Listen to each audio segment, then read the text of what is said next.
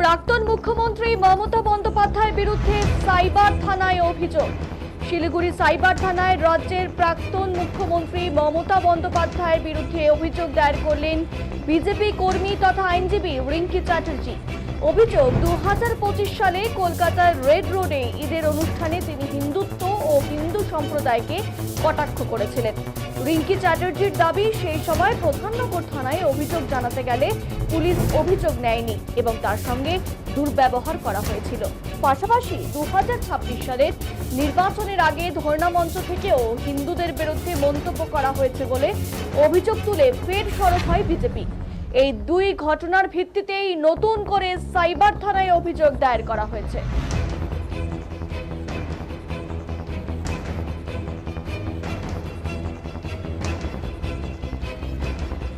Siliguri cyber থানায় রাজ্যের প্রাক্তন মুখ্যমন্ত্রী মমতা বন্দ্যোপাধ্যায়ের বিরুদ্ধে অভিযোগ দায়ের করলেন বিজেপি কর্মী তথা আইনজীবী রিঙ্কি চ্যাটার্জি। অভিযোগ, 2025 সালে কলকাতার রেড রোডে ঈদের অনুষ্ঠানে তিনি হিন্দুত্ব এবং হিন্দু সম্প্রদায়কে কটাক্ষ করেছিলেন। রিঙ্কি চ্যাটার্জির দাবি, সেই সময় প্রধাননগর থানায় অভিযোগ জানাতে গেলে পুলিশ অভিযোগ নেয়নি এবং তার সঙ্গে দুর্ব্যবহার করা হয়েছিল। পাশাপাশি 2026 সালের নির্বাচনের আগে ধর্ণা মঞ্চ থেকেও হিন্দুদের বিরুদ্ধে মন্তব্য করা হয়েছে বলে অভিযোগ তুলে সরব হয় বিজেপি। এই দুই ঘটনার ভিত্তিতেই নতুন করে সাইবার থানায় অভিযোগ দায়ের করা হয়েছে। ভাই 1:30টার সময় আসবে। হ্যাঁ, কাকু বললো 1:30টার সময় পাঠাবে। আমি ওই পেট্রোল পাম্পে দাঁড়াবে ওরা, তুমি পেট্রোল পাম্পে 1:30টার সময় এসে যাও, আমি চলে যাবো।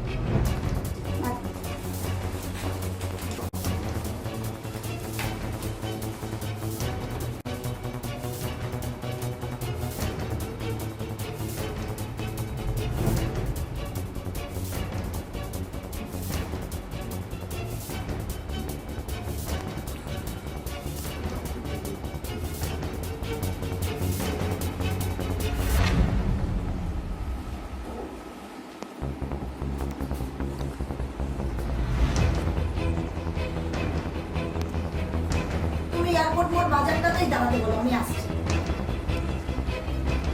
তুমি বলো পেট্রোল পাম্পে দাঁড়াতে আমার জন্য, পেট্রোল পাম্পে এয়ারপোর্ট। হ্যাঁ,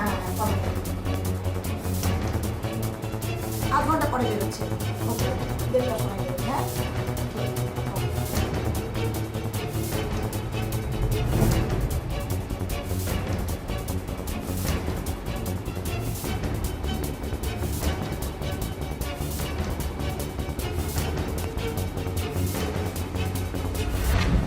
হ্যাঁ, ভাই 1:30টার সময় তুমি এয়ারপোর্ট মোড় বাজারটাতেই দাঁড়াতে বলো, আমি আসছি। বলো পেট্রোল পাম্পে দাঁড়াতে হবে।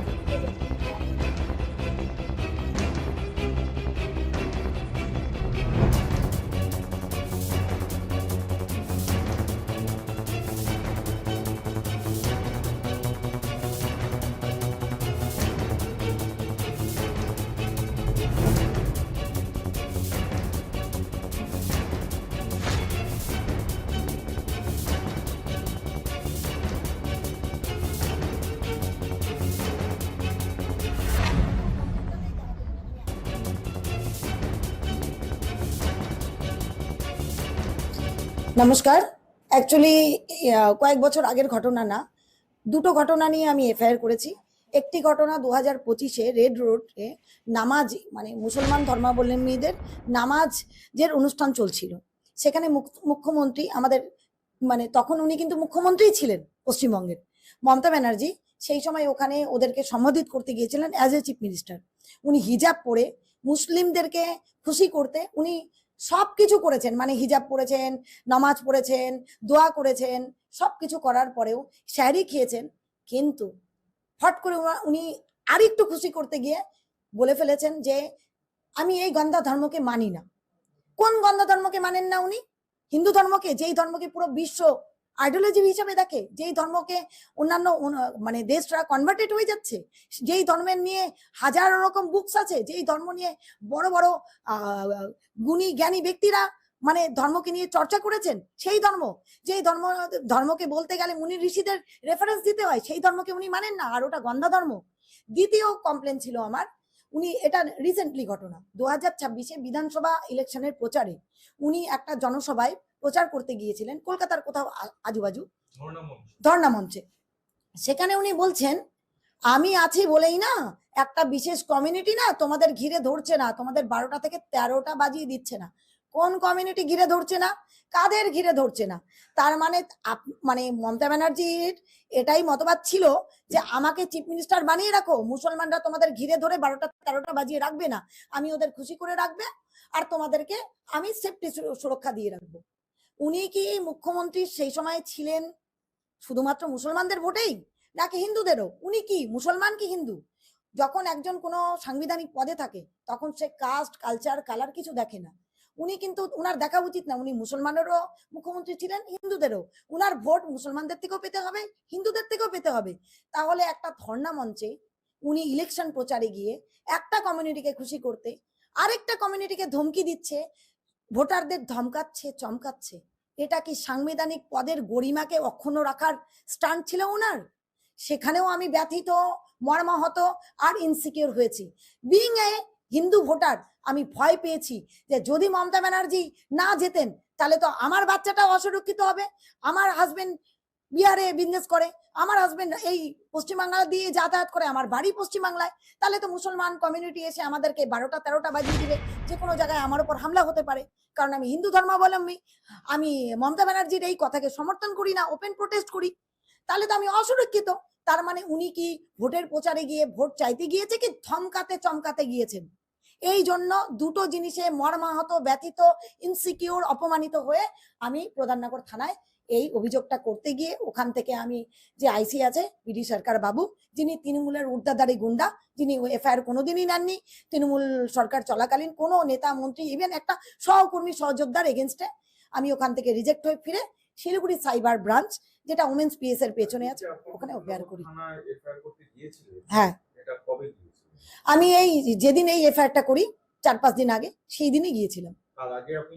তার আগে 2025-এ গিয়েছিলাম, যেদিন রেড রোডে মমতা ব্যানার্জি 25 তারিখ, দেখুন 2025 সালে যেই দিন মমতা ব্যানার্জি এই ভিডিওতে দেখবেন আপনি দুপুরবেলা মনে হয় উনি এই বার্তাটা দিয়েছিলেন, সেই সময় আমি বিকেল বেলায় গিয়েছিলাম প্রধাননগর থানায়।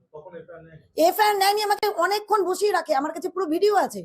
আমাকে বসিয়ে রেখে বলা হয় আইসি নেই, আইসি সাহেব আসবে তারপরে করব।